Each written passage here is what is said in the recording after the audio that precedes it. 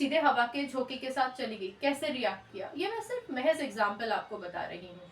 कोई सामने व्यक्ति चल रहा था, अचानक से कोई जानवर आ गया या कोई तेज रफ्तार गाड़ी आ गई, उसका क्या व्यवहार है। आपको और मुझे बिना किसी व्यक्ति को पढ़े भी अधिकतर हमें पता है कि उसका व्यवहार कैसा होगा। लेकिन जब आप बिल्कुल सामने देखते हैं किसी बालक को, किसी वयस्क को, किसी बुजुर्ग को, तो आप देखते हैं कि उस व्यक्ति ने कैसे बिहेव किया।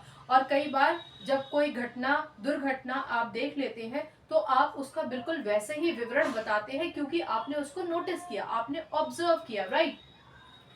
तो अल्टीमेटली जिसको ऑब्जर्वेशन मेथड करना है, वो रिसर्चर जो ये ऑब्जर्वेशन मेथड कर रहा है, उसके लिए ये जरूरी है कि वो तभी के तभी हाथ के हाथ ज्यो का त्यों जो उसने ऑब्जर्वेशन देखा वो लिख ले।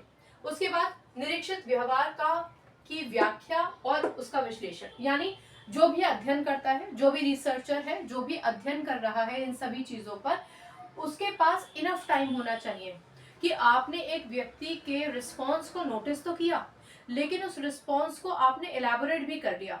एक व्यक्ति चल रहा था, अचानक से एक कुत्ता सामने से आया, उसने कैसे रिएक्ट किया, और रिएक्ट कर ऑफ कोर्स उसका रिएक्शन ये होगा, या वो रुक जाएगा या भागेगा या उसको भगाने की कोशिश करेगा, कुत्ते को भगाने की कोशिश करेगा। लेकिन फिर आप इसको विस्तार में भी लिखेंगे कि उसके बाद क्या हुआ।